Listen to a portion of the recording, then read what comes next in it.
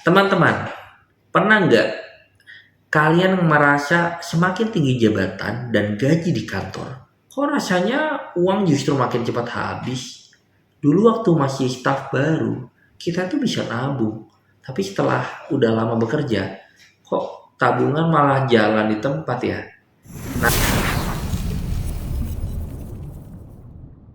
Nah, saya Mirza Reza. Di dua video sebelumnya kita banyak membahas soal inovasi dan karir, tapi hari ini saya ingin bicara sesuatu yang jauh lebih mendasar, yaitu pondasi. Sehebat apapun karir kita di kantor, kalau pondasi keuangan kita rapuh, kita akan selalu bekerja dengan rasa yang cemas. Ya, bagi saya, literasi keuangan itu bukan cuma soal jadi kaya raya. Ini soal self control. Uang adalah hasil dari waktu dan tenaga yang kita tukar di kantor. Jadi, menghargai uang berarti menghargai hidup kita sendiri. Nah, hari ini saya mau sharing cara saya mengelola keuangan sebagai karyawan. Tapi ini disclaimer dulu ya, bukan untuk pamer. Tapi supaya kita bisa lebih bekerja lebih tenang dan punya pilihan di masa depan. Banyak loh ya yang nggak sadar kalau masalah keuangan di rumah itu bisa merusak performa kita di kantor. Saat kita terlilit cicilan yang tidak sehat atau tidak punya dana darurat, kita jadi sulit untuk berinovasi atau bekerja dengan baik. Kenapa? Karena otak kita dalam mode survival. Kita jadi takut mengambil risiko, takut jujur ke atasan, bahkan takut untuk bermimpi lebih tinggi karena merasa terikat oleh tunggakan-tunggakan tersebut. Semoga yang menonton video ini terhindar dari namanya hutang dan semacamnya sehingga hidupnya jauh lebih tenang. Amin ya robbal alamin. Nah, bagi saya investasi. Investasi itu adalah bentuk kemerdekaan.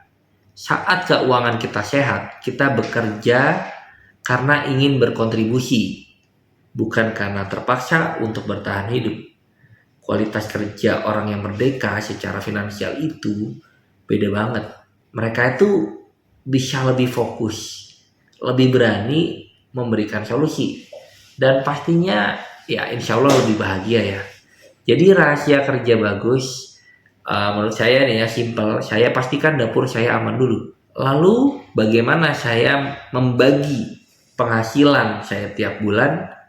Jujur ya, saya ini bukan tipe orang yang selalu saklek dengan rumus 50 30 20. Tapi saya tuh punya prinsip prioritas di masa depan. Begitu penghasilan atau gaji masuk, hal yang pertama saya lakukan bukan bayar tagihan, tapi membayar diri sendiri. Saya langsung alokasikan untuk investasi sebelum sisa uangnya dipakai untuk gaya hidup. Nah, kalau saya nunggu sisa di akhir bulan buat investasi, percaya deh, sisa itu biasanya habis. Aku pun juga pernah mengalami hal itu dan itu berkali-kali. Jadi ini ada 4 instrumen yang secara konsisten saya jalankan dan ini menurut aku cocok banget buat karakter karyawan yang sibuk seperti kita. Yang pertama, itu adalah emas. Ini adalah instrumen penjaga nilai. Kita melihat emas sebagai dana darurat dalam jangka panjang. Dia tahan inflasi dan sangat cair, liquid.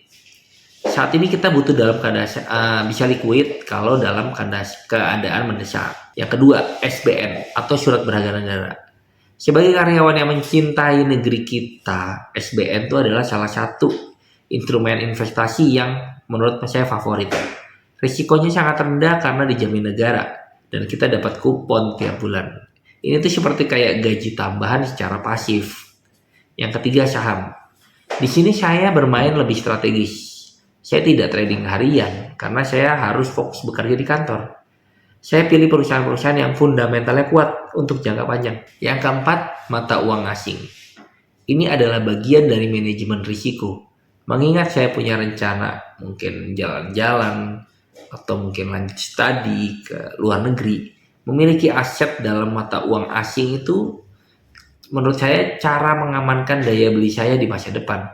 Nah, buat rekan-rekan yang bilang, Mas, saya nggak sempat pantau pasar modal, kerjaan saya sangat numpuk. Tenang aja, investasi itu yang paling minimal dan yang paling bagus buat karyawan sebenarnya bukan saham ataupun emas. Investasi terbaik menurut saya itu adalah meningkatkan earning capacity kita. Caranya, belajar skill baru yang bikin nilai kita di kantor lebih baik atau naik. Nah, kalau gaji naik, amin, modal buat investasi aset pun juga semakin besar. Jangan sampai kita sibuk belajar trading sampai kerjaan di kantor tuh berantakan.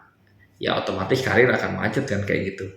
Nah, itu mah yang namanya kalau saya bilang rugi bandar ya. Nah, investasi itu bukan soal seberapa nominalnya di awal, tapi seberapa konsisten kita dalam melakukannya. Lebih baik ya menurut aku ya, 500.000 per bulan tanpa putus untuk investasi itu lebih baik daripada 10 juta sekali dalam setahun. Tapi setelah itu stop. Nah, saya itu juga menggunakan fitur auto debit kalau perlu. Paksa diri kita untuk disiplin dari awal supaya kita bisa santai di akhir. Nah, pada akhirnya uang itu hanyalah alat. Dia adalah kendaraan untuk mencapai tujuan hidup kita yang lebih besar. Bagi saya tujuan itu adalah keluarga dan pendidikan yang lebih tinggi. Uang sebagai kendaraan mimpi. Saya itu berinvestasi di SBN dan emas hari ini supaya besok saya harapannya punya kebebasan untuk improve skill atau hobi tanpa harus mengorbankan kesejahteraan keluarga. Saya ingin juga punya legasi, bukan cuma tumpukan harta, tapi kebermanfaatan ilmu. Nah, jangan tunggu gaji besar baru mulai investasi ya.